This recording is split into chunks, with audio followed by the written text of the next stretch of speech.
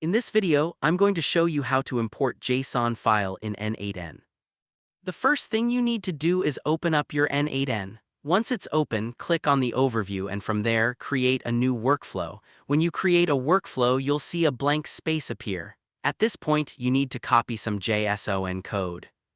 For this demonstration, I generated some random JSON code with ChatGPT. I'll copy this code and now we can move forward. If you already have valid JSON code copied, the process of importing and uploading it is very simple.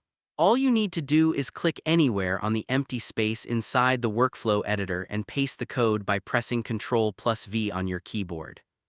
Within a few seconds, you'll see that your code has been pasted into the workspace. After that, you just need to apply it inside N8n.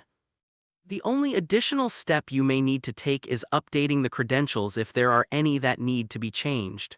Once you've done that, you're all set and ready to go. That's really all there is to it. Thank you for watching.